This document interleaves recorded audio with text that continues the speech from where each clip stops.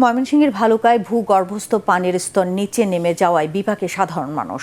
Submersible ও tubewell দিয়ে উঠছে না পানি। ভালুকা প্রতিনিধি আনোয়ার হোসেনের পাঠানো রিপোর্ট আর জানাচ্ছেন জাহিদুল আলম। ভীষণ নিয়ে এলো ফুলঝুরি মেগা অফার সিজন 6।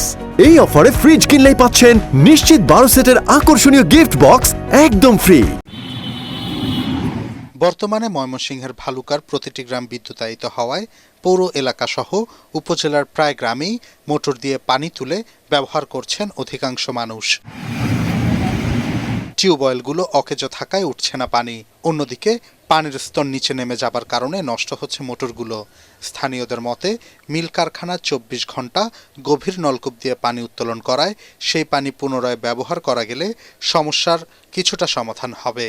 পানি অনেক নিচে গেছে, মোটর ওঠে না, আবার এই কল দেওয়া পানি উঠতেছে না, সবাই খুব কষ্টে আছি আমরা। শিল্প এলাকা কলকারখানা অনেক বেশি, তার কারণে আমাদের পানির লেয়ার অনেক নিচে নেমে গেছে। বালুকার সব জায়গায় পানি নাই, খুব কম জায়গায় পানি আছে। দিন দিন পানির স্তর নিচে নেমে যাওয়ায় পাইপলাইনের মাধ্যমে পানি সরবরাহ প্রকল্প হাতে নেয়ার কথা জানিয়েছে জনস্বাস্থ্য প্রকৌশল অধিদপ্তর। পয়েন্ট ওয়াটার সোর্স থেকে বিভিন্ন পাইপলাইনের মাধ্যমে পানি সরবরাহের জন্য স্কিম গ্রহণ করছে, যেমন লার্জ স্কিম আছে, স্মল স্কিম আছে। এর মাধ্যমে হয় কি আমাদের একটা পয়েন্ট থেকে 40 ঘর, 10 ঘর, 700 ঘর এরকম পানি সরবরাহ করার যে স্কিম, সেগুলো আমাদের অধিদপ্তর গ্রহণ করছে।